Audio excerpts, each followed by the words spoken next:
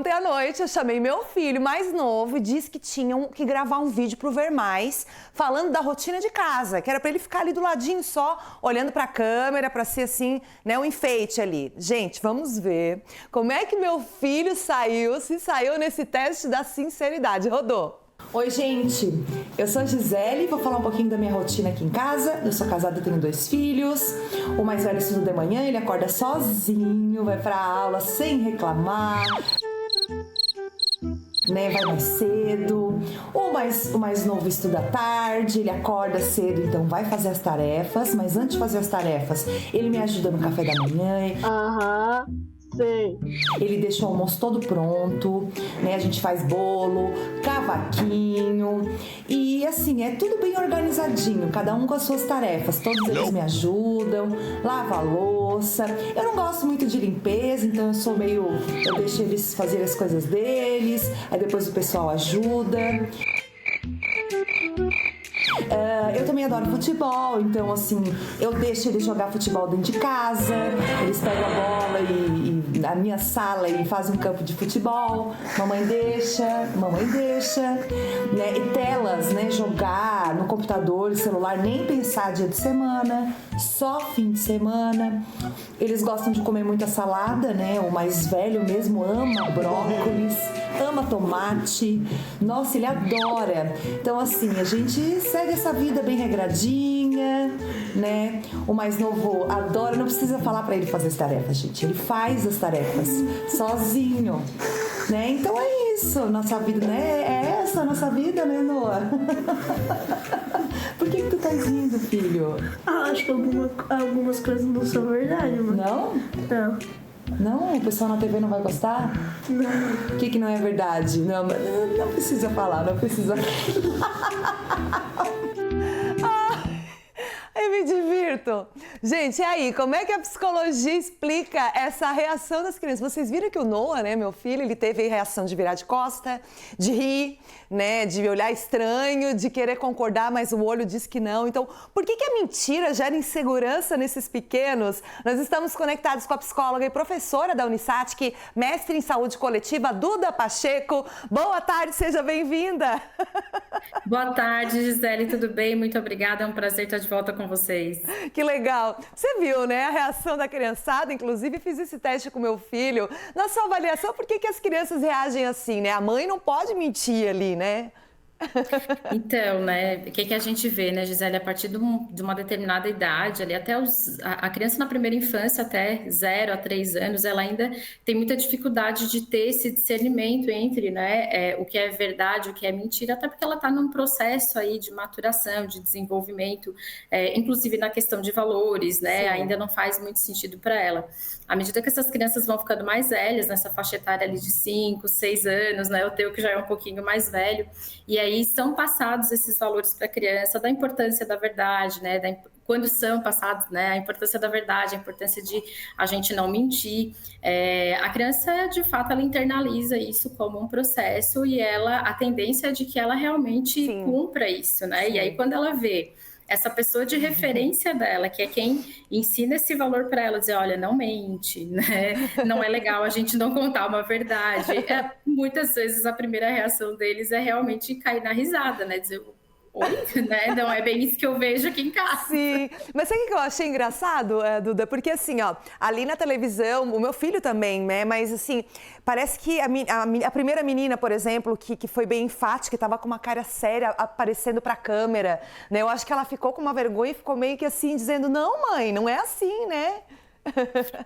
Com certeza, possivelmente, né, Gisele, são famílias que ensinam muito, né, para essas crianças a importância da verdade e que não acabam. Eu achei muito bacana, né, esse cuidado que vocês tiveram na entrevista de a repórter de vocês conversar e explicar. Não, na verdade foi um combinado antes para que não naturalize com a criança a questão de que a gente pode mentir de brincadeirinha, né? Porque nessa de mentir, de que quando a mentira ela é uma brincadeira, ela é aceita, a criança muitas vezes acaba desenvolvendo esse hábito. Eu acho esses vídeos muito fantásticos, pelo fato de que mostra de que a criança ela não nasce sabendo mentir. Sim.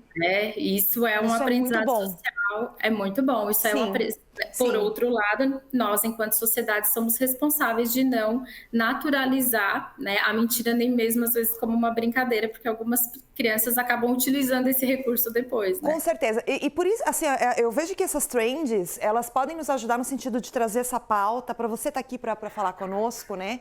E assim, por exemplo, o meu filho, as outras crianças, meu filho um pouquinho mais velho, 10 anos, as outras crianças ali entre 4, 5, 6 anos. Mas se tiver algum pai que fosse fazer esse teste e a reação da criança não fosse essa de rir, de desmentir, né, de virar de costa, como meu filho fez e a outra criança também, né, querer virar de costa. Isso pode ser um sinal, Duda?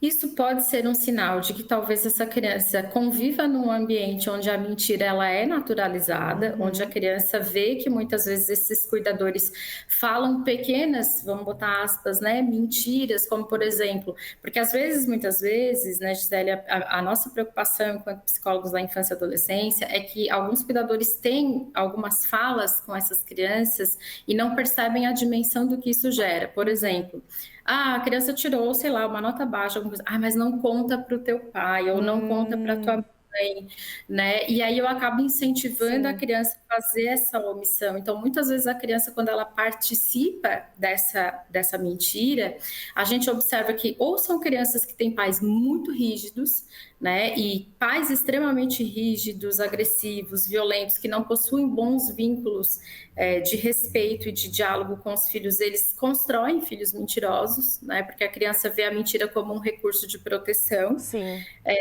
E por outro lado, né, também muitas vezes é uma criança que ela está num ambiente onde as pessoas contam pequenas mentiras, Sim. né? E ela acaba entendendo que isso vale a pena até determinado ponto, porque ela vai ter algum ganho direto ou um ganho secundário.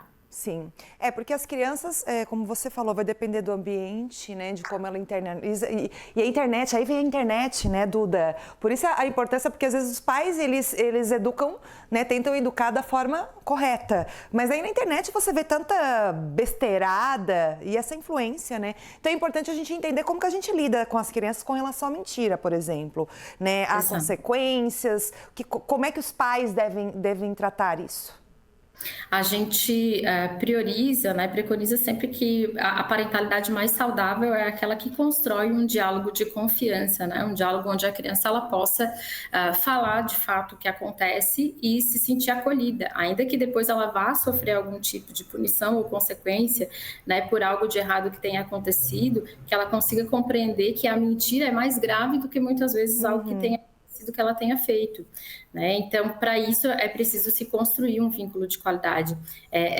Às vezes a gente pega, né, Gisele, no consultório, pais que trazem crianças para o atendimento porque as crianças mentem, e aí a gente vai ver, tá, mas quando é que isso começou? Onde que isso...